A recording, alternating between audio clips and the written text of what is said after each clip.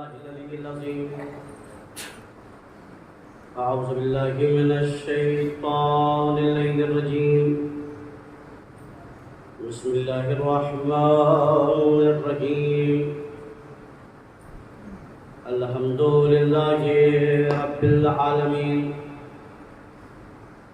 والحمد لله الذي لا يبلغ مدحته القائلون ولا يحصي نعمه العادون ولا يؤدي حقه المجتهدون الذي لا يدركه بعد الهمم ولا يناله غوث الفتن ثم الصلاة والسلام على نبيه وحبيبه مولانا ومولى الثقلين جد الحسن والحسين سيدنا أبي القاسم محمد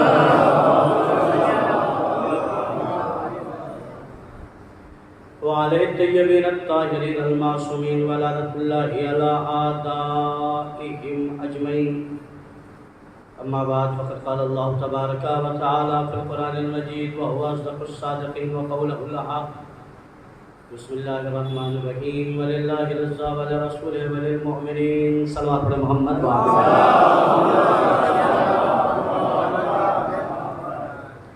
حمد و ثنا اس باری تعالیٰ کے لیے جس کے قبضہ قدرت میں ہماری اور آپ کی جان ہے. بعد درود و سلام محمد و آل محمد پر اللہ.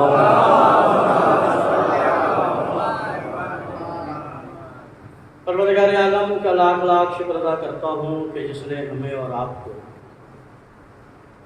پھر درسگاہ حسینی میں حاضری کا شرف دیا. مسلسل مجالس ہیں، مسلسل تقاریر آپ سماعت کر رہے ہیں. اس سے پہلے کہ پچھلا جو اتوار گزرا ہے اس میں چند معروضات آپ کے سامنے عرض کیے تھے، اور آج کی چونکہ چیکن کی مجلس ہے ایک موضوع جو مختلف جگہوں پر پڑھ چکا ہوں، آج اسی موضوع کو ذرا سا آگے بڑھا کے اور ختم رحمت کروں گا. موضوع زیادہ طولانی نہیں ہے، طویل نہیں ہے، اور بہت ایک چھوٹا سا مرحلہ. صلوات محمد.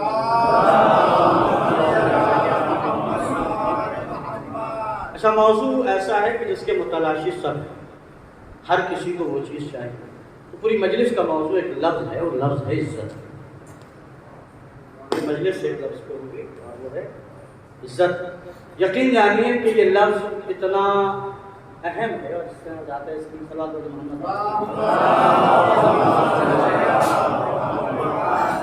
ایک بار اور صلوات محمد.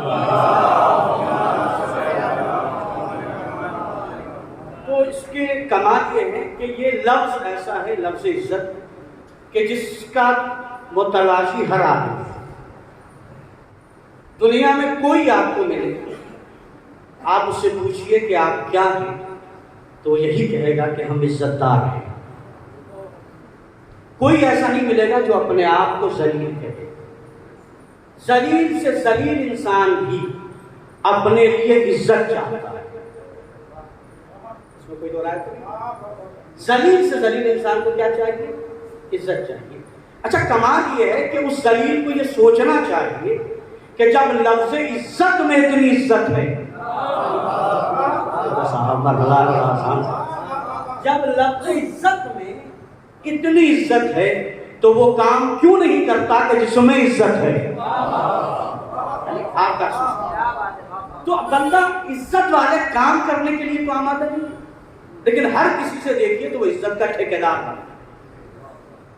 کوئی آپ کو ملا جو کہے کہ میں ذلیل، میں اس سے زیادہ آسان کیا کر سکتا ہوں.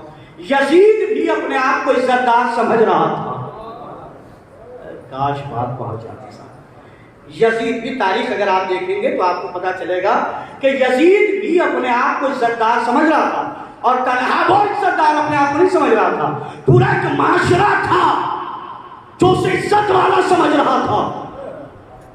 پورا ایک معاشرہ تھا، پورا ایک سماج تھا، پورے لوگ تھے جو طبقہ اسے عزت والا سمجھ رہا تھا.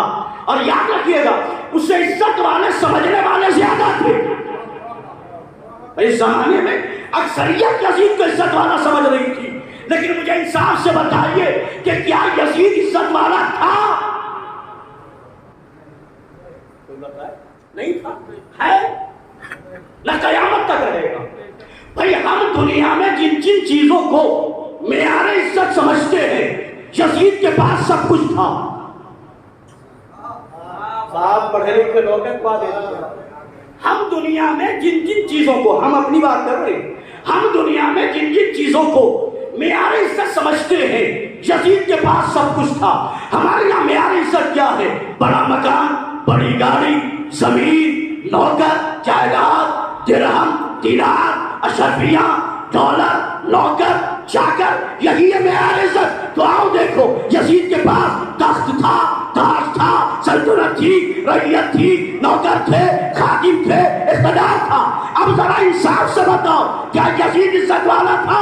ہر آدمی کہے گا نہیں. میں نے کہا سب کچھ ہوتے ہوئے کیا نہیں تھا؟ کہا قبلہ سب کچھ تو تھا مگر دین نہیں تھا. اللہ اکبر. سب کچھ تو تھا مگر دین طے ہو گیا. یزید کے پاس سب کچھ تھا, فرعون کے پاس سب کچھ تھا, شداد کے پاس سب کچھ تھا مگر دین. تو اب طے کرو کہ معاشرے میں بھی اگر پیسہ ہو, پاور ہو, طاقت ہو, اقتدار ہو, سب کچھ ہو مگر دین نہ ہو. ذرا سا بولیے اس مسئلے پر. سب کچھ ہو مگر دین نہ ہو تو پھر پریشان مت ہوئیے گا. کل جو تھا وہ بڑا یزید تھا, آج جو ہے وہ چھوٹا یزید ہے.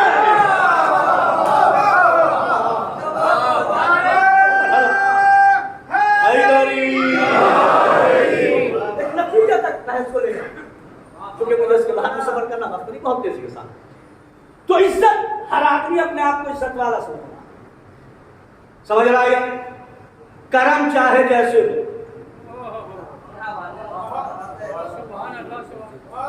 بندہ اپنے آپ کو عزت والا سمجھ رہا ہے. اور کمال یہ ہے خود کو عزت والا سمجھتا, دوسرے کو ذلیل سمجھتا. اللہ سبحان اللہ. خود کو عزت والا سمجھتا ہے, دوسرے کو ذلیل سمجھتا ہے. اور میں معاشرے کی ان بیماریوں پہ بات کرتا ہوں. میں نہ 1400 سال پہلے کی بات کر رہا ہوں, نہ 1400 سال بعد آنے والے کی بات کر رہا ہوں. میں 1% جو چل رہا اس کی بات کر رہا ہوں. بندہ اپنے آپ کو عزت والا کتنا سمجھ رہا؟ ایک دسترخوان سجا اور اس پہ نام نہاد عزت والے بیٹھے. ارے کاش بات پہنچ جاتی. نام نہاد عزت والے مطلب نام نہاد والے جن کے پاس اللہ نے بظاہر نعمتیں دی ہیں مگر وہ نماز میں دکھائی نہیں دیتا, روزے کا پتہ نہیں ہے, حج کا پتہ نہیں ہے, زکات کا پتہ نہیں ہے, مگر پیسہ اس کے پاس ہے. دسترخوان سجا, 10 اس کے مزاج کے لوگ بیٹھے, ایک غریب بھی آ کے بیٹھ گیا. اب وہ کہہ رہا یہ جگہ غریب کے بیٹھنے کی نہیں تھی, یہ جگہ غریب کے بیٹھنے کی نہیں تھی. لوگوں نے پوچھا کیوں نہیں تھی؟ کہا یہ ہمارے اسٹیٹس کے برابر نہیں, ہماری عزت کے برابر نہیں. میں نے کہا صحیح کہہ رہا ہے, تیری عزت میں اور اس کی عزت میں فرق ہے. یہ غیرت دار ہے, تو بے غیرت ہے.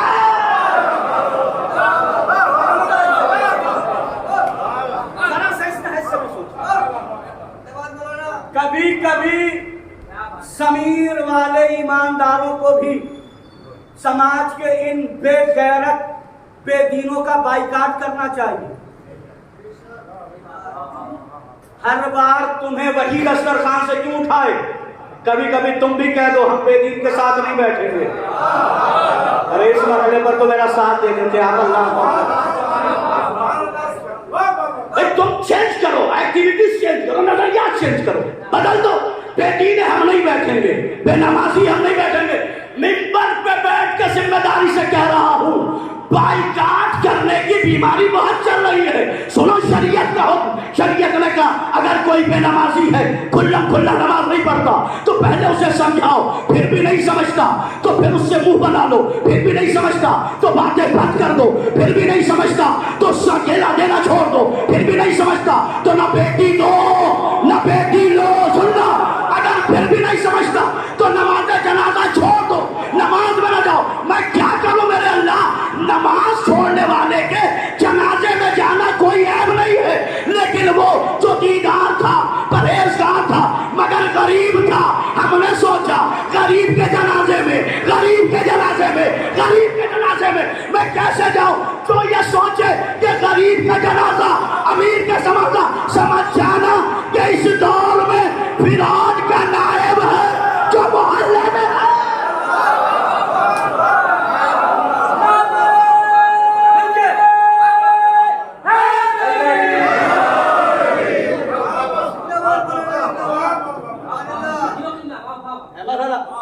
نظریات چینج کیے ہیں, فکر چینج کیے, ذرا سا رویہ چینج کیے.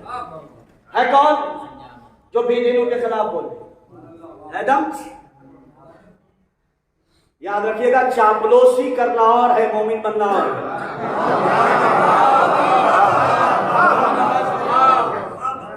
میں نے بہت ذمہ داری سے بات کی. چاپلوسی کرنا اور ہے, عزت مومن بننا اور ہے. میرا پڑھا لکھا مجمع, میں ایک اشارہ کروں گا اور پہنچ جائے گا. میں چاپلوس اور مومن دکھا رہا ہوں, اور اس سے بڑھ کے روایت نہیں دکھا سکتا. آپ بہت اچھے سے جانتے ہیں مومن اور چاپلوس ایک ہی جگہ دونوں کے مزاج بتاؤں گا, مومن کا بھی اور چاپلوس کا بھی. چاپلوس وقت کے اعتبار سے, اپنے فائدے کے اعتبار سے ڈیسیزن لیتا ہے.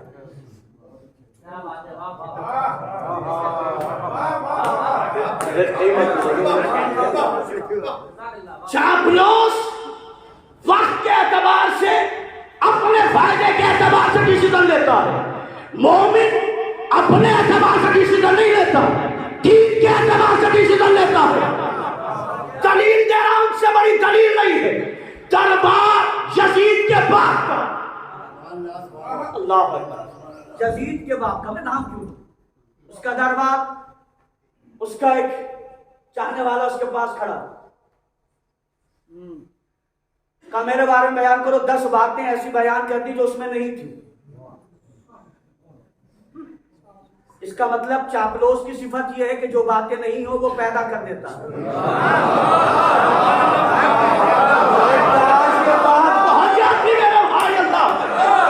چاپلوس کی صفت کیا ہے؟ جو باتیں نہیں ہو وہ پیدا کر دیتا ہے, جو باتیں نہیں ہو. اب محلے میں بھی دیکھنا جو تمہاری جھوٹی تعریف کرے, آپ یہ ہیں, آپ یہ ہیں, آپ یہ ہیں, آپ یہ ہیں, اور آپ نے خوش ہو کر چائے بھی پلا دیا, کھانا بھی پلا دیا. یاد رکھیے گا, آپ کو جتنی خبر خود کی ہے کسی اور کو ہے کسی اور کو. مجھے پتا ہے کہ میں کتنے پانی میں ہوں, مجھ سے زیادہ تو کوئی بہتر نہیں جانتا. مجھے آ کے کوئی چڑھا کے قبلہ آپ کے جیسا تو پورے ہندوستان میں خطیب نہیں, اور میں پھل جاؤں. کیا کہنا آپ نہیں, واقعی قبلہ آپ تو بہت شاندار مجلس پڑھ رہا, آپ کیا کیا دلیلیں دے رہے, کوئی نہیں دے رہا.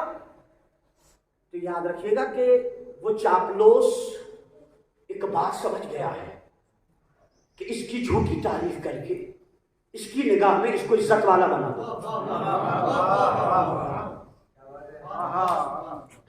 کس مرحلے پر لایا ہوں. وہ جانتا ہے کہ اس کی جھوٹی تعریف کریں گے یہ خوش ہو جائے گا اور اپنی نگاہ میں یہ عزت والا بن جائے گا. چاپلوس کی چاپلوس سے بنتی ہے. جھوٹی تعریف کی, اس نے انعامات دے دی, یہ لوگ جاؤ. اللہ اکبر. لیکن وہی شخص دربار امیر کائنات میں پہنچا اور پہنچ کے کہہ رہا ہے آپ یہ ہیں, آپ یہ ہیں. مولانا نے کہا سن, میں جو ہوں وہ میں جانتا ہوں. اللہ اکبر, توجہ کیجیے گا, جو میں ہوں وہ میں جانتا ہوں یا میرا اللہ جانتا ہے. مولانا نے کہا سن, جتنے تو نے الفاظ اس غریب شام کی مدحت میں رائگاں کر دیے, کاش ان الفاظوں کو اللہ کے لیے استعمال کرتا, یہاں بھی عزت ملتی, وہاں بھی.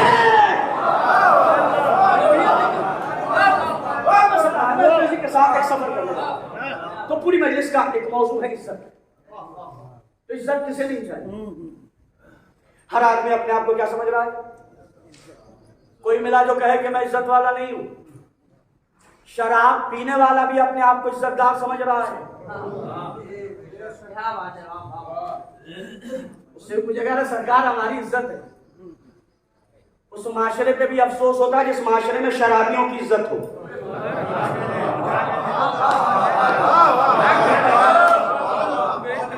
دیکھیں بات بہت چھپتی ہوئی ہو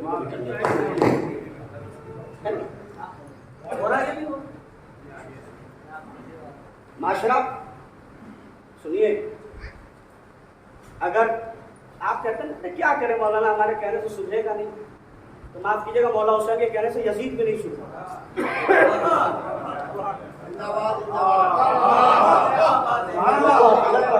مولا حسین کے کہنے سے یزید سدھرا، اگر سدھر جاتا تو قتل کیسے کرتا؟ تو کیا مولا رکے کا کہنا میرا کام ہے؟ سدھرنا خود انسان کرنا۔ تو اب میں اس موضوع کو پڑھنے چلا ہوں، لفظ عزت، آیت پڑھیں، بسم اللہ الرحمن الرحیم، وَلِلَّهِ الْعِزَّةُ وَلِلرَّسُولِ وَلِلْمُؤْمِنِينَ۔ عزت اللہ کے لیے ہے، رسول کے لیے اور مومن کے لیے۔ کس کے لیے عزت؟ اللہ کے لیے، رسول کے لیے، مومن کے لیے۔ ان تین کے علاوہ کسی کے لیے عزت نہیں، اللہ، رسول، مومن۔ مجھے عزت والا بننا ہے تو اللہ بن سکتے ہیں؟ کوئی ہو کہ میں اللہ میاں بن جاؤں گا؟ نہیں، اللہ میاں بن نہیں سکتے۔ ہاں جنہوں نے کوشش کی ان پہ آج تک لعنت ہے۔ سبحان اللہ۔ پچھلی مجلس میں میں یہاں پہ بیٹھا ہوا، مجلس میں نے ساتھ دی تھی، خدائی کا دعویٰ کیا تھا فرعون نے، نمرود نے، شداد، انہی لوگوں نے خدائی کا دعویٰ کیا۔ پڑھے لکھے لوگ ہیں، جب تک یہ غریب تھے تب تک انہوں نے اپنے آپ کو خدا نہیں کہا۔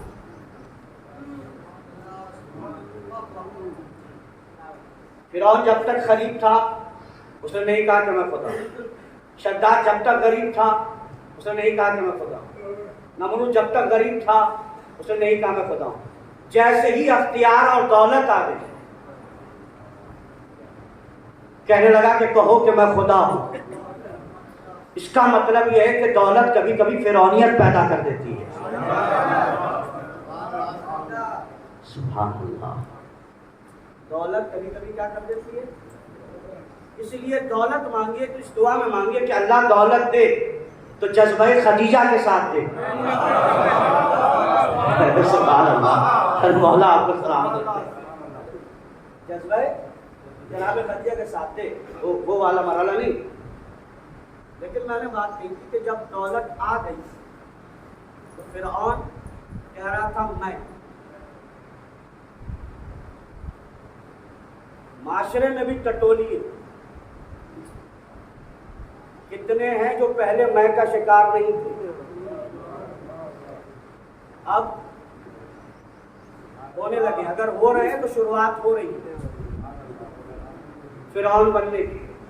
اور یاد رکھے گا فرعون نام صرف نہیں ہے، فرعون ایک صفت ہے جو کہیں بھی کبھی بھی پیدا ہو سکتی ہے دولت کے غرور میں۔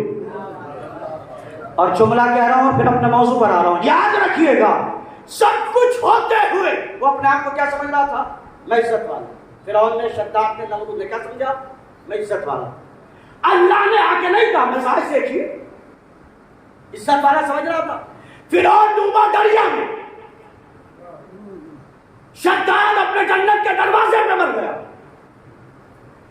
نمرود پہ جوتے پڑے، لیکن اللہ نے آ کے کہا تو نہیں کہ تو میرے مقابلے پر کھڑا ہو گیا ہے، تو میرے مقابلے پر آ گیا، میرے اللہ تو کیوں نہیں آ گیا؟ کہ عجیب بات کرتے ہو، ہمیں پتا یہ 4 دن کا ہے، وہ بھی جھوٹا ہے۔ ارے اللہ اکبر، 4 دن کا ہے وہ بھی جھوٹا ہے، مقابلے پہ نہیں جاؤں گا، مقابلے پہ نہیں جاؤں گا۔ 3 باطل تھے، چوتھا حق میں تھا، مگر مقابلے پہ نہیں گیا۔ اسے پتا تھا خدائی میری ہے، خدائی میری ہے، خدا میں ہوں۔ کوئی جھوٹا دعویٰ کرے لیکن پلٹ کے تو میرے پاس آنا ہے۔ تاریخ میں میں نے یہی دیکھا، خلافت بھی جھوٹے لوگوں کے پاس گئی مگر پلٹ کے وہی آئی جو خلافت کا حقدار تھا۔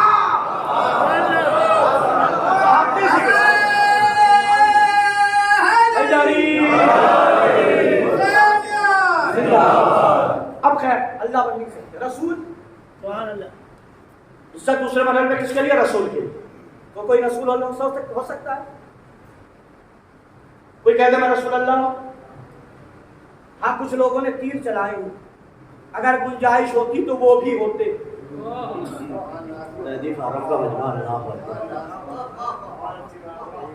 یہ تو گنجائش رکھی ہے، اگر گنجائش ہوتی تو وہ بھی رسول ہوتے۔ میں نے کہا عقل کے مارو سوچو کہاں وہ، اور آپ جس کے لیے کہہ رہے ہیں گنجائش ہوتی تو یہ رسول ہوتے۔ کمال ہے میرے بھائی، کاش کہ آپ اس مرحلے پر سوچتے، کاش کہ غور کرتے، جنہیں اونٹ اور اونٹنی میں تمیز نہ ہو۔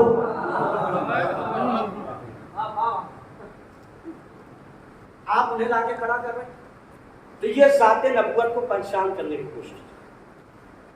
نبی کوئی ہو نہیں سکتا، اللہ ہم ہو نہیں، تو اب عزت والا بننا ہے تو کیا بننا ہوگا؟ سبحان اللہ، میرے ساتھ آپ نے دیا، کیا بننا ہوگا؟ میرے عزیزوں مجھے دعا دے دیجیے گا، شاید ایک فکری بات کر رہا ہوں۔ معاشرے میں خطیب ہونا عزت کی بات نہیں ہے، نوحہ خواہ ہونا عزت کی بات نہیں ہے، انجینئر ہونا عزت کی بات نہیں ہے، ڈاکٹر ہونا عزت کی بات نہیں ہے۔ ہزاروں لوگ خطیب ہوں گے، ہزاروں لوگ انجینئر ہوں گے، ہزاروں لوگ ڈاکٹر ہوں گے، لیکن عزت والا یہ ہے مومن بھی ہو خطیب بھی ہو۔ ارے کاش بات پہنچے میرے بھائی، مومن بھی ہو خطیب بھی ہو، مومن بھی ہو شاعر بھی ہو، مومن بھی ہو ڈاکٹر بھی ہو، مومن بھی ہو انجینئر بھی ہو۔ اس لیے کہ اگر مومن نہیں ہے تو سب کچھ ہے عزت والا۔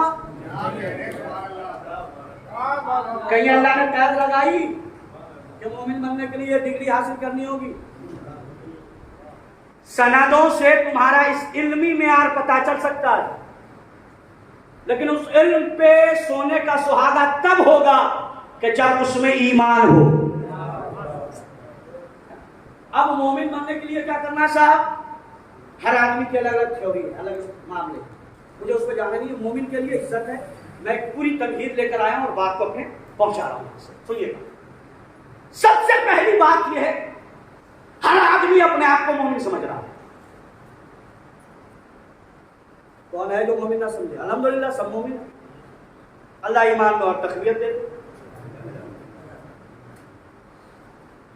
قبر کا حال مردہ ہی جانتا ہے، لیکن ایک اعلان ہم کرتے ہیں، مومنین سے گزارش ہے کہ وہ مجلس میں آئیں۔ اس کے علاوہ کوئی اعلان سنا؟ اعلان کیا تھا؟ مومنین سے گزارش ہے کہ مجلس میں آئے۔ مومن مطلب عزت والا، مومن مطلب عزت والا۔ اعلان بدلے گا اب، جو مجلسوں میں اعلان ہو رہا نا، مومنین سے گزارش ہے کہ مجلس میں آئے، ذرا ترجمہ کرو، عزت والوں سے گزارش ہے وہ مجلس میں آئے۔ اللہ اکبر، اس سے عزت والوں سے آگے مومن۔ اب یہاں سے یہ پوری تمہید تھی، مجھے ایک تاریخ کا منظر آپ کے سامنے رکھنا ہے اور آپ کی دعا سے۔ بہت سے مرحلوں پہ بہت سی جگہوں پہ اس بات کو پڑھ چکا، آپ سے دعا ہے مومن ہو گئے۔ اب ایک سیاست چلتی ہے، تاریخ نے لکھا ہر دور میں جہالت کے پرستاروں نے عزت والوں کو ذلیل کرنے کی کوشش کیا کی ہے؟ ذلیل کرنے کی کوشش۔ کبھی کبھی ہم بھی چوراہے پہ کھڑے ہو کے کسی کو 10 گالی بک کے کہتے ہیں ارے اسے تو اتار دیا میں، اس کی اتار ذلیل کر دیا میں نے کہا آپ اللہ میاں کب سے ہو گئے؟ اگر کوئی کہے میں نے اسے ذلیل کر دیا تو ہم اللہ میاں کب سے ہو گئے؟ آپ کہیں کیسی بات کریں؟ اللہ خود کہہ رہا ہے وَتُعِزُّ مَن تَشَاءُ وَتُذِلُّ مَن تَشَاءُ، اللہ جسے چاہے عزت دے۔ تو عزت دینا کس کا کام ہے؟ اللہ کا کام ہے۔ ذلیل کرنا کس کا کام ہے؟ اللہ کا کام ہے۔ تو آپ نے چوراہے پہ گالی بک کے کسی کو ذلیل نہیں کیا، ہاں 10 لوگوں میں اپنے ذلیل ہونے کا اعلان کیا ہے۔ اللہ آپ نے دایا سے لڑائی کر کے دایا کو ذلیل نہیں کیا، ہاں 10 لوگوں میں بتایا کہ آپ کی تہذیب کیا ہے۔ 2 سگے بھائیوں نے چوراہے پہ لڑ کے یہاں پہ اعلان نہیں کیا کون عزت والا کون ذلیل والا ہے، لیکن ہاں یہ اعلان کر دیا کہ آپ کے گھر کی تربیت کیا ہے۔ خدا کے واسطے بھائیوں کی لڑائیوں گھروں میں رکھو، شیئر مت کرو، کبھی کبھی جھکنا بھی سیکھو۔ جھکتا وہی ہے جس میں جان ہو۔ رشتوں کو بچانے کے لیے اگر جھک گئے تو تم میں جان ہے، اور رشتہ داروں میں اکڑ گئے تو پھر سمجھ جانا تم مر چکے ہو اور مردوں میں اکڑ بہت ہوتی ہے. رشتوں کو بچانے کے لیے جھکنے میں کیا جاتا ہے؟ اگر دو بھائیوں کی لڑائی ہے میل کر لو. اچھا کس سے فیصلہ کراؤ گے؟ باہر والے سے. یہ ابھی تمہارا ہمدرد ہے، جس دن تمہاری لڑائی ہوگی اس دن سارے پول کھول دے گا. کس پہ بھروسہ کر رہے ہو؟ باہر والے. گھر کی لڑائی گھر میں. یہ مرحلے ہیں. آج کل پتہ نہیں بھائی بھائی کی لڑائی ایسی ہو رہی ہے، انڈیا اور پاکستان کی لڑائی ہوتی ہے. اور پھر بھی منت ماننے مولا کا علم اٹھائیں گے. بے غیرتی کس سے بڑی حد کیا ہو سکتی ہے؟ بھائی سے لڑ بھی رہے ہو اور کہہ رہے مولا عباس کا علم اٹھائیں گے. عباس کا علم انہی بھائیوں کے لیے جو بھائیوں کے وفادار ہیں.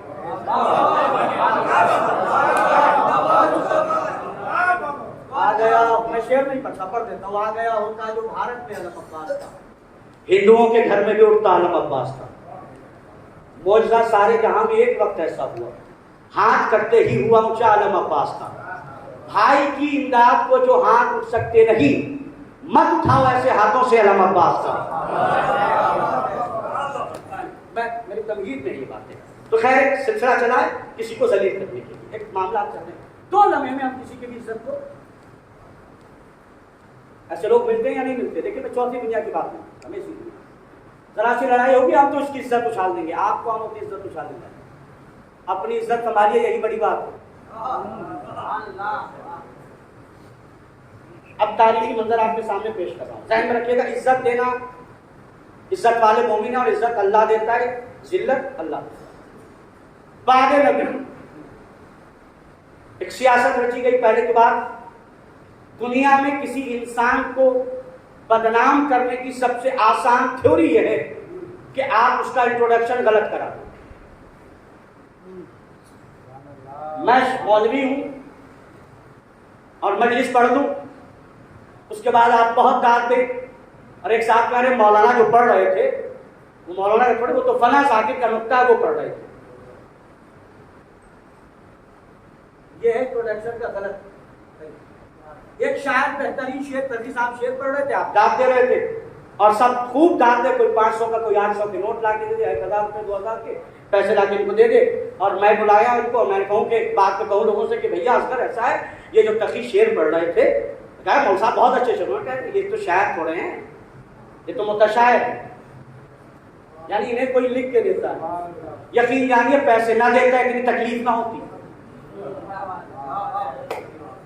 غلط انٹروڈکشن انسان کی شخصیت کو مجروح کر دیتا ہے.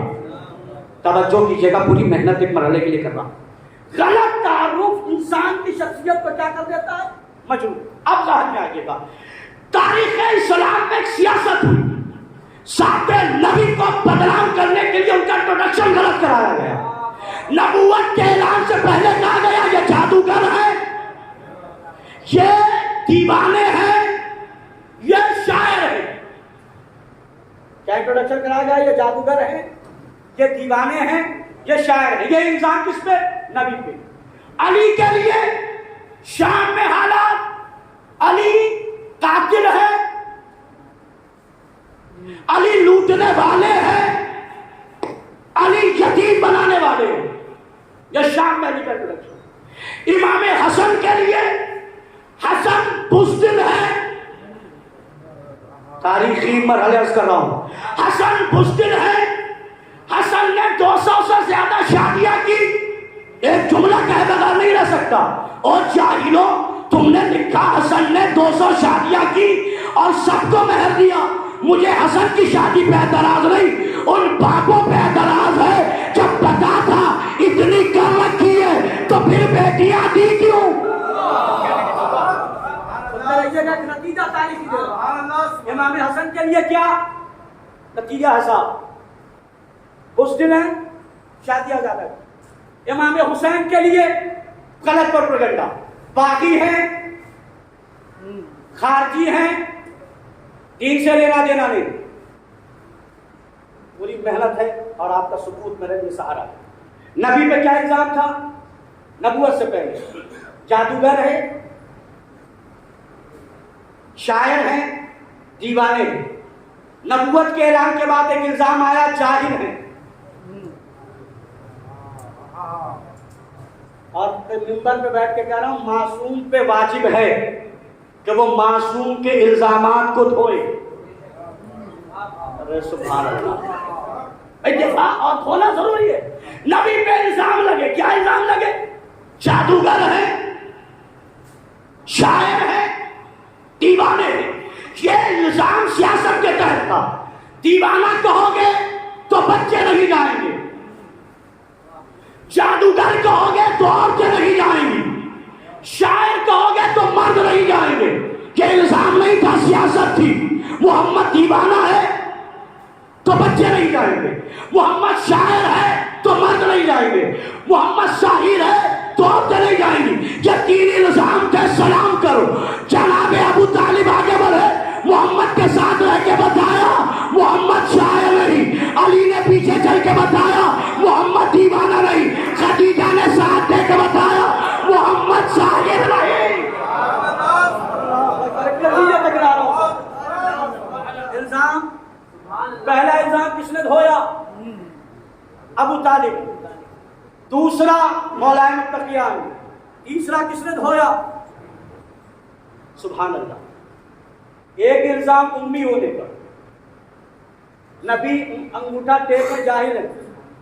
کمال ہے، آج کے دور میں جاہل کسی کا باپ ہو اس سے بھی پوچھئے کہ تمہارے باپ جاہل ہیں کیا؟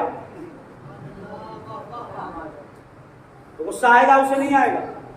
مطلب ایک جاہل بیٹا اپنے باپ کو، اپنے جاہل باپ کو جاہل نہیں بتاتا. امت نبی کو کہہ رہی جاہل ہے، ان پڑھ ہے، ان پڑھ ہے، ان پڑھ ہے. علامہ شبلی نعمانی کہتے ہیں مولائے متقیان نے اپنی پوری زندگی میں کبھی بھی نبی کے حکم پہ چوہا چرا نہیں کیا، چوہا چرا نہیں کیا. لیکن جب صلح حدیبیہ ہوا، صلح نامہ لکھا جا رہا تھا، نبی نے کہا علی صلح لکھو.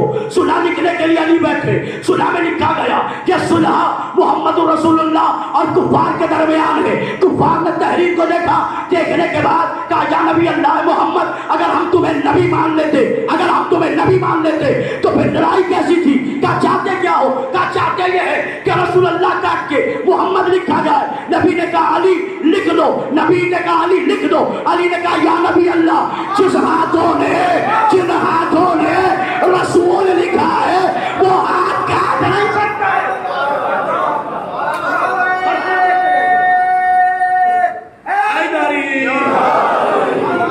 ایک نتیجہ، جن ہاتھوں نے، اللہ شبلی اپنی روایت نہیں ہے ورنہ اس پہ بحث ہے کوئی.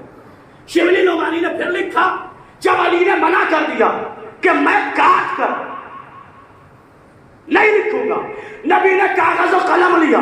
پتہ نہیں آپ کس مرحلے پر ہیں. نبی نے کاغذ و قلم لیا، لینے کے بعد اپنے دستے مبارک سے اس کو کاٹا اور لکھا میں محمد، میں محمد، میں محمد. بھائی بات ختم ہو گئی. تم نے الزام لگایا تھا محمد امی ہے، علی نے لکھوا کے بتایا محمد جاہل نہیں ہے. محمد کو جاہل کہنے والا ابو جہل کی اولاد ہے. الزامات کھلے کھلے. اب ایک الزام مولائے متقیان کا، یہی میری بات کا مرکز. شام میں سن 11 ہجری بعد وفات رسول، سن 61 ہجری تک ایک سیاست اچھی ہے. زمانہ آیا وہ حکومتیں آئی چلی گئی. کسی کو شام کا گورنر بنا کے بھیجا گیا. کسی کو کیا مطلب یزید کے باپ بنا کر بھیجا گیا. وہ پہنچا اور پہنچنے کے بعد اس نے کہا علی کو بدنام کرنا ہے، نعوذ باللہ من ذالک، علی کو ذلیل کرنا ہے. سیاست اس نے بیٹھ کے رکھی. وہ بھیڑیے ڈمبے جو ہوتے ہیں نا چھوٹے چھوٹے سے، وہ یتیم بچوں کے پاس بھیجتا تھا اور 4 مہینے کے بعد منگوا لیتا تھا. جب بھیجتا تھا تو کہتا تھا کہ میں نے دیا، جب منگواتا تھا تو کہتا تھا کہ علی نے منگوایا. اب انصاف سے بتاؤ، اولاد علی بیٹھے ماننے والے نہیں بیٹھے، ان بچوں کے دل میں علی سے محبت آئے گی یا عداوت آئے گی؟ یہی تو ہوگا. شوہر کو بیوی کے سامنے قتل کر دیا، چہرے پہ نقاب ڈلا ہوا ہے اور کہا گیا کہ علی نے مروایا ہے. تو بیوائیں علی سے محبت کریں گی یا نفرت؟ ہے نا؟ زبان ذات سب کے سامان پہ. راتوں میں ڈکیتی کی گئی اور ڈکیتی کر کے جاتے ہوئے کہتا تھا چلو کوفے میں علی کے پاس چلتے ہیں اور کہیں گے اتنا مال دیا ہے. انصاف سے بتاؤ ان کے ذہن میں علی کی تصویر کیا کیجیے؟ علی مطلب لوٹنے والے، علی مطلب مارنے والے، علی مطلب چھیننے والے. یہ سیاست ایک دو دن نہیں، ذمہ داری سے کہہ رہا ہوں، یہ 26 ہجری سے لے کے 60 ہجری تک مسلسل چلتی ہے. کبھی یہ حادثہ، کبھی یہ حادثہ، کبھی یہ حادثہ. جو بچے تھے وہ پروان چڑھ گئے، بغض علی میں بچے جوان ہوئے. حالات علماء نے لکھے کہ دیوار پہ علی لکھ کے بچے پتھر مارتے تھے، اور راویوں نے لکھا بھی. میرے سامعین تلخ حقیقت تاریخ کی بتا رہا ہوں. آج پوری دنیا پریشان ہے، گودی میڈیا گودی میڈیا گودی میڈیا. بھائی گودی میڈیا کا کام کیا ہے؟ کہ سرکار ہوتا کچھ ہے بتاتے کچھ ہے، ہوتا کچھ ہے بتاتے کچھ ہے. تو عقل بھی تو کھولو. آج 1400 سال بعد تم آنکھوں سے دیکھ رہے ہو گودی میڈیا وہ ہے جو ہوتا کچھ ہے بتاتے کچھ ہے. 1400 سال پہلے بھی یہی گودی میڈیا تھی، ہوتا کچھ تھا بتاتا کچھ تھا. یہ میڈیا پہلے بھی تھی، چینج تھوڑی ہوئی ہے. میرا موضوع وہ بھی نہیں. اب کیا ہوا؟ حالات. علی 60 ہجری میں یہ مر گئے. اپنے بچوں کو تاریخ میں نہیں سناؤں گا تو فرشتہ نہیں آئے گا. جی تاریخ بھی تو ہم ہی سنائیں گے. یاد رکھیے اورنگزیب کی تاریخیں پڑھا پڑھا کر خوب سیکھ لیا کیا مل رہا تھا. اہل بیت کی تاریخ بھی ممبر سے آئی. الحمدللہ ہمارے یہاں ایک تاریخ کا محسوس کیا کیا ہوا. حالات 60 ہجری تک، 60 ہجری میں اس کی موت ہوئی. اس نے کیا کہا؟ ماحول کیا کر دیا شام کا. دیکھیے شام آپ صرف شام سمجھ رہے ہیں. جیسے دلی میں کسی کے خلاف ماحول ہو تو صرف دلی میں نہیں ہوتا، پورے ہندوستان میں خبر پھیلے. کاش میری بات پہنچتی. میں شاید آپ کو وہ شام کی موقعیت دکھاتا. شام ایسے ہی تھا جیسے ابھی دہلی. میں نے مثال کے لیے کہی شام جس کے ماتحت میں کئی ملک تھے، اس کا مطلب جو شام میں بدنام ہو گیا. بولیے گا، وہ یمن میں بھی بدنام، وہ عراق میں بھی بدنام، وہ شام میں بھی بدنام، وہ مدینے میں بھی بدنام، ہر جگہ بدنام. سن 60 ہجری کے بعد اس کا بیٹا جانشین ہوا یزید. وہ بھی اس کا بیٹا تھا. اس نے اور سیاست رچی. اس نے کہا حسین باغی ہے، خارجی ہے، اسلام سے لینا دینا نہیں. تو خبر کہاں تک پھیلی؟ بس لے آیا. کہاں تک پھیلی تھی؟ پوری مملکت یزید میں خبر پھیلا دی گئی. علی مطلب لوٹنے والے، علی مطلب مارنے والے، علی مطلب یتیم بنا دینے والے، اور یہ جو قافلہ آیا یہ خارجی ہے، یہ باغی ہے، اس کا دین سے لینا دینا نہیں. قافلہ اہل حرم کا شام آیا. یہی وجہ ہے جتنا اہل حرم کو شام میں ستایا گیا، نہ کوفے میں ستایا گیا نہ کربلا میں. حرموں کی بات کر رہا ہوں. ہو گیا یزید اپنے آپ کو عزت والا ڈکلیئر کرنے والا تھا. اس نے 700 کرسی نشین بٹھائے. کتنے؟ 700. یہ وہ تعداد ہے جو کرسی پہ تھی. کھڑے تھے یہ تو تعداد ہی نہیں. کہاں سے آتے؟ سفیر روم فلاں فلاں. کم سے کم 12 ملکوں سے ہسٹری لکھنے والے آئے، تاریخ لکھنے والے. علی کی بدنامی کا چرچا کتنے ملکوں تک ہو چکا تھا. بدنام کرنے کی سیاست. آج یزید نے اپنی جیت کے اعلان کے لیے سب کو بلا لیا اور اپنے سر خرید خطیب سے کہا کہ ہماری فضیلت بیان کر. دربار میں یزید کا سر خرید خطیب منبر پہ چڑھا، کچھ بک کے اتر آیا. میں منبر کے آداب کو ملحوظ خاطر رکھتے ہوئے لکڑی کی کرسی پہ چڑھا، کچھ بک کے اتر آیا. اب تک الزام کیا ہے علی پہ؟ علی مارنے والے، علی لوٹنے والے، علی قتل کر دینے والے، علی بیوہ بنانے والے، یہ قافلہ خارجیوں کا ہے، باغیوں کا، دین سے لینا دینا نہیں۔ ایک مرتبہ قیدی نے جس کے گلے میں توپ، ہاتھوں میں ہتھکڑی، کمر میں لنگر، پاؤں میں بیڑیا، توجہ کرنا، اتنی دیر کی سکوت کا نتیجہ دے رہا ہوں۔ ایک مرتبہ مولا نے آواز دی، او یزید، ایسے ہی سمجھ، او یزید، 700 کرسی رشید چوکے سب ابھی سے امیر کہہ رہے تھے، یہ امیر ہے، یہ امیر ہے، یہ امیر ہے، یہ قیدی کون ہے جو اسے یزید کہہ رہا ہے؟ مجمع سمجھ گیا، امیر کہنے والے اور ہیں، یزید کہنے والے۔ اللہ اللہ اکبر، آواز کیا دی؟ او یزید، کیا اجازت ہے میں بھی لکڑی کے کرسی پہ جاؤں؟ مت توجہ، ایک نتیجہ ہے۔ اس نے کہا اجازت نہیں۔ بغل میں اس کے بیٹھا ہوا تھا اس کا بیٹا معاویہ ابن یزید۔ اس نے کہا بابا اجازت دے دو، یہ قیدی ہے، اسے اجازت دے دو۔ یزید کے جملے ہیں، چاہے آپ جیسے سنیں، کمال کی بات کہی۔ اس نے کہا میرے بیٹے پتہ نہیں ہے، اگر یہ منبر پر آ گئے تب تک نہیں اتریں گے جب تک ہمیں اور میرے خاندان کو ذلیل نہ کر دیں۔ ارے صاحب، اللہ اکبر، اللہ اکبر۔ کب تک نہیں اتریں گے؟ جب تک۔ اس نے اجازت نہیں۔ امام نے دوبارہ کہا اجازت دے، اجازت نہیں۔ تیسری مرتبہ امام کیا کہتے؟ دربار میں ہر کرسی پہ بیٹھا ہوا کہہ رہا یزید اجازت دے، یزید اجازت دے، یزید اجازت دے، یزید اجازت دے۔ جملہ سادات کرام کیا ہے؟ کیسے سننا؟ ابھی تو علی کا لال بولا بھی نہیں ہے، لب کھولے مجمع ساتھ ہو گیا۔ لب کھولے نا، اجازت دے۔ اب مجمع جب کہنے لگا اجازت دے، اجازت دے، اجازت دے۔ اب تک سیاست کیا تھی؟ علی باغی، علی قتل کرنے والے، علی مارنے والے، علی یتیم بنانے والے، علی لوٹنے والے، یہ باغی ہے، یہ خارجی ہے، یہی ہے۔ اور بات سب تک پھیل گئی تھی۔ آج اس بس میں سب کے سب جمع کون ہے؟ الگ الگ ممالک سے لوگ آئے ہوئے۔ مولا منبر پہ گئے، جملہ سنیے گا دوستان جادی صاحب کا۔ جب لوگوں نے پریشر کیا تو یزید نے اجازت دی، اور وہ کہتے تھے یزید نے نہ چاہتے ہوئے اپنی موت کو دعوت دی۔ اللہ، منبر پہ آئے، قیدی ہے، خارجی ہے، باغی ہے، بقول لوگ ان کا دادا کیا ہے؟ لٹیرا، الحمد نقل کو کفر نہ باشا، لوٹنے والا، مارنے والا، بیوہ بنا دینے والا۔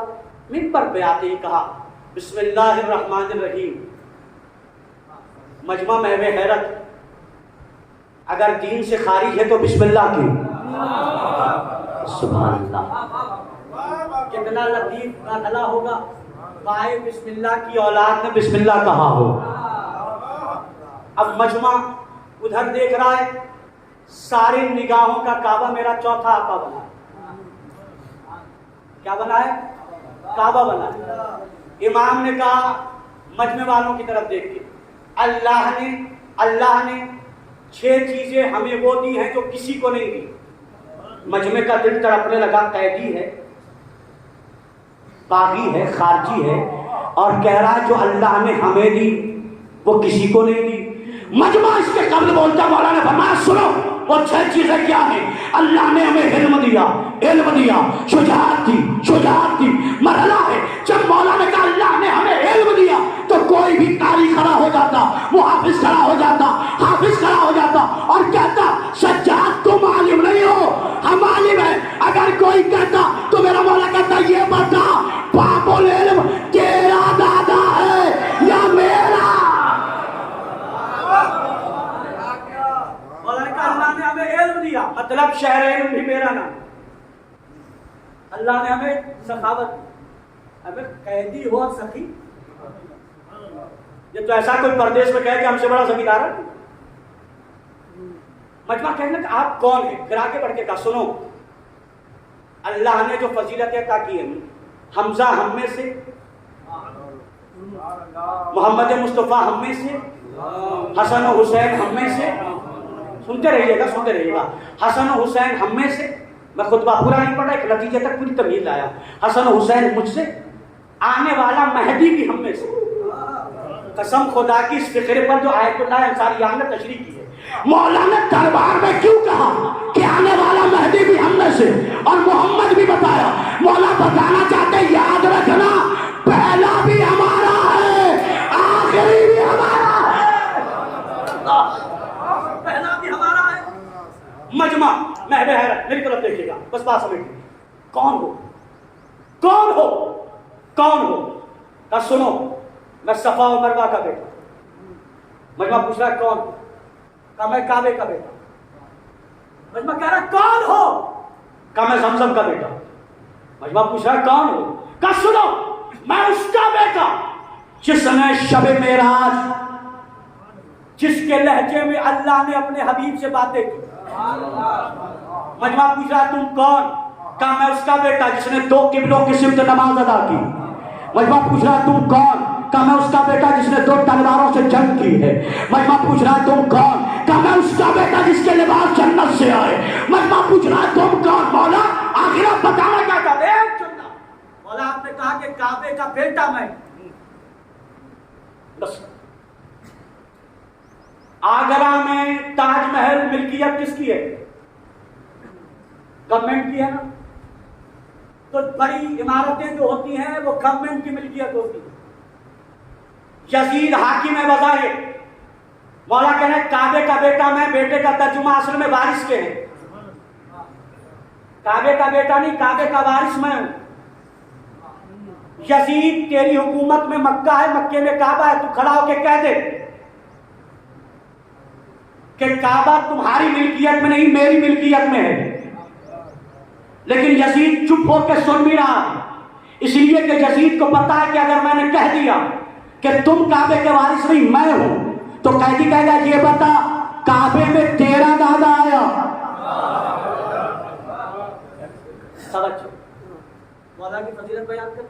مجمع اب تک کیا پوچھ رہا تھا؟ بات تمام ہو گئی. اتنی تمہید کا آخری نتیجہ اور ختم رحمت کون کون کون فضیلتیں بیان کر دی. اس کے بعد مولا نے کیا کہا 60 سال کی سیاست کو کیسے پانی پانی کیا. اس کے بعد کی سیاست کو اس کی بھی سیاست. اسے کہتے علی کا حملہ. دربار میں سب بیٹھے پوچھ رہے کون کون کون. فضیلتیں سنانے کے بعد کا انا علی، میں علی ہوں. وہ بچے جو علی کی دشمنی میں پروان چڑھے تھے ذہن میں آیا کون علی کون علی. وہی علی جس نے بچوں کو مارا تھا، وہی علی جو یتیم بنانے والا تھا، وہی علی جو لوٹنے والا تھا. مجمع پوچھا کون علی؟ فرمایا علی ابن الحسین و حسین ابن علی. مجمع کہہ رہا تھا وہی علی جس کے بارے میں اس کے باپ نے مجھے یہ بتایا، مجھے یہ بتایا، مجھے یہ بتایا. میرا مولا کہتا ہاں میں اسی علی کا پوتا ہوں. مجمع کہنے لگا یزید تجھ پہ بھی وائے ہو، تیرے باپ پہ بھی وائے ہو. جس کا پوتا ایسا ہے اس کا دادا، جس کا پوتا ایسا ہے اس کا. مجلس کہاں سے شروع کی تھی؟ عزت سے. یزید کیا چاہتا تھا؟ انہیں ذلیل کرنا. یہ کیا بنے؟ دربار یزید کا تھا، ہر آنکھوں میں آنسو. کیسے انتقام لیا؟ یہ جتنے گئے خطبہ امام سجاد کا وہ مشترک خطبہ ہے جسے ہر مذہب کے راوی نے لکھا ہے. سب جگہ خبر کیا پہنچی؟ علی یہ تھے، علی یہ تھے، علی یہ تھے. ربط مسائل سے پہلے جملہ. مجمع شام دیکھ چکا کہ علی کیسے ہیں. مولا سجاد کا چہرہ دیکھ کے کیا دیکھ چکا؟ علی کیسے. بیان سن چکا کہ علی خطبہ ایسے دیتے. شام چہرہ بھی دیکھ چکا، خطبہ بھی سن چکا. بس ایک چیز باقی ہے، لہجہ. ایک چیز ہے باقی، لہجہ. بی بی زینب نے کہا سجاد شام میں چہرہ اور خطبہ پہنچانا تیرا کام ہے، لہجہ پہنچانا میرا کام ہے. اور جب شامی واپس گئے ہے نا بھائی، آنکھوں میں آنسو، روتے ہوئے گھر پہنچے. عورتوں نے پوچھا کہاں سے آئے؟ جیسا شام قافلہ لے جاتے، راستے اللہ کرے پھر کھل جا کر بند ہو گئے. شام کی عورتوں نے پوچھا کس نے خطبہ دیا تھا؟ حساس پہلو، اس پہ زور نہیں لگاؤں گا. جس گھر میں اب تک علی کے خلاف بولا جا رہا تھا، جن گھروں میں جب سب گھر پہنچے ہیں نا تو پوچھا خطبہ کس نے دیا؟ لوگوں نے کہا علی نے، علی نے، علی نے، علی نے. کہا بولا کیسے؟ کہا جیسے علی بولتے ہیں. دکھتا کیسے ہے؟ جیسے چودھویں کا چاند. زبان کیسی ہے؟ کہا پھول جھڑتے ہیں. بیان کیسا ہے؟ کہا دل ٹوٹ جاتا ہے سن کے اس کی آواز کو. کیفیت کیسی ہے؟ کہا نبی کا پیکر ہے. اخلاق کیسا ہے؟ کہا اخلاق نبی کی عکاس ہے. مطلب کیا ہے؟ کہا اب تک ہمیں یزید نے اس کے باپ نے دھوکے میں رکھا تھا. علی بہت متقی تھے، علی امام المبین تھے، علی امام المتقین تھے. شام کے ہر گھر میں ایک آواز آنے لگی، ہمیں بہکایا گیا، ہمیں بہکایا گیا، ہمیں بہکایا گیا. اور صرف شام میں نہیں، جتنے ملک سے لوگ آئے تھے سب پیغام لے کر گئے. پیغام کیا لے کر گئے؟ انہیں پھنسایا گیا، انہیں بدنام کیا گیا. آج کے بعد سجاد وہ قیامت کا خطبہ دے دے گا، اے یزید یاد رکھنا آج سے تیری حکومت کی شام ہوگی، حسینیت کی صبح ہوگی. اب جب تک شام رہے گا حسین کا نام رہے گا.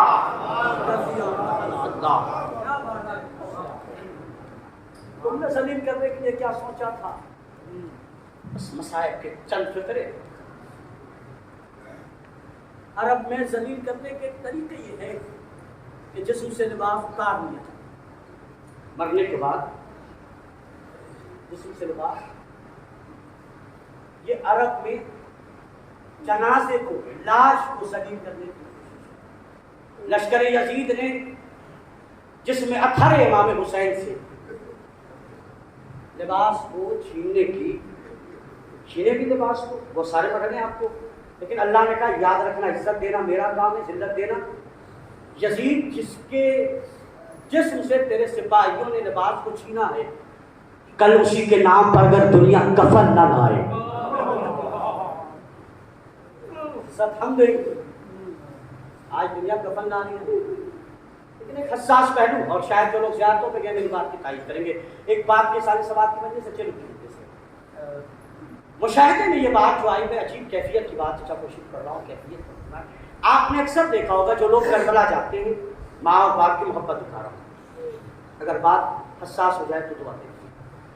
کربلا سے اولاد تو اپنے ماں باپ کے لیے کفن لے آتی ہے.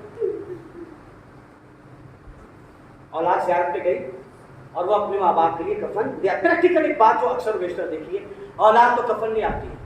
میں نے بہت کم دیکھا ہے کہ کربلا سے ماں باپ اپنی اولاد کے لیے کفن لائے. بستر پہ جا کے اس جملے کو سوچیے. کربلا میں ماں باپ، آپ ماں باپ کربلا جاتے ہی کفن جب خریدتے ہیں نا تو اپنے لیے کرتے ہیں. بہت کم دیکھا ہوگا کہ کسی ماں نے کہا ہو کہ بیٹے کے لیے کفن خرید لو. کسی باپ نے کہا، اس لیے کہ ان کے تصور میں بھی یہ بات بار ہے کہ میرا اولاد میری نگاہوں کے سامنے مر جائے. شریف کا بات نہیں، یہ مسئلے باپ دنیا سے عزیز و اقربا چہروں میں آ کے اتنا بڑا مجمع آیا ہے فرصت دینے کے لیے، اور باپ تو باپ ہوتا ہے. اپنی محبت کا جو آنسوؤں سے مظاہرہ کرتے وہ ماں، جو سسک کے روتا رہے وہ باپ ہے. چلو ایک منظر یاد دلا، باپ کو روتے ہوئے کب دیکھا ہوگا؟ کبھی گھر سے بیٹی رخصت ہو، میں باپ کے صبر کا پیمانہ دیکھا. بیٹی جب رخصت ہونے لگتی ہے تو سب الگ الگ طریقے سے روتے ہیں، لیکن باپ کو تم نے دیکھا ہوگا کہ باپ بیٹی کو رخصت بھی کر رہا ہے، آنکھوں سے آنسو جاری بھی ہے، اور بار بار کہہ رہا میری لاڈلی پریشان نہ ہو. اس کا مطلب باپ کی کیفیت یہ ہے کہ اپنے دکھ کو چھپاتا ہے. اس کے ساتھ اور کبھی آپ کے ساتھ میرے جوانوں، میرے بھائیوں، آپ سے گزارش، آپ کا ہمسن ہو کے گزارش کر رہا ہوں، خدا کے واسطے، خدا کے واسطے، خدا کے واسطے کبھی ذہن میں مت لانا کہ تمہارا باپ تم سے کم پیار کرتا. تمہیں کیا پتا اگر پیار کم کرتا ہوتا تو دھوپ میں تمہارے لیے مزدوری نہ کرتا. باپ کا پیار دکھاتا ہوں مجلس تمام ہو جائے. ہاں بس فرق اتنا ہے اسے محبت دکھانا نہیں آتا. باپ کی پریشانی ہے اسے محبت دکھانا نہیں آتا. لیکن جس دن تم نے اس کی محبت کو محسوس کر لیا نا تو تمہیں احساس ہوگا کہ باپ کتنی بڑی دولت ہے. اپنے باپ کی محبت دکھا رہا ہے. تاریخ کے 3 مرحلے میں استعمال. مولا متقیہ باپ دنیا میں بیٹوں کے لیے مولا علی سے زیادہ محبت کے مرحلے میں نہیں ہوتی. باپ نے ایک مرتبہ کلبہ جمع ہے, سارے اہل و عیال کے لوگ بیٹھے, سارے مرحلے آپ کے سامنے, ایک منظر دکھا رہا ہوں. مولا نے ایک بات کہی کہ ایک دن مولا حسین نے آواز دی کہ عباس مجھے کا پیاس لگی ہے. تو غازی فوراً گئے اور جانے کے بعد چند سال کے تھے, پانی کو اٹھایا اور سر پہ رکھا, اور جب چل رہے تھے نا چھوٹے چھوٹے قدموں سے تو پانی اچھل کے غازی کے بازو پہ گر رہا. مولا نے اس منظر کو دیکھا, باپ کی آنکھوں سے اشک جاری محسوس کیجیے بیٹھ پر لا اشک جاری. اس کے بعد مرحلہ ایک دن مولا متقیہ نے کہا, ہر بات میں مولا عباس امام حسین کے لبیک کہتے ہیں, بات دکھا رہا ہوں, کیا ایک دن عباس کو حسین آواز دے گا اور عباس سنے گا نہیں؟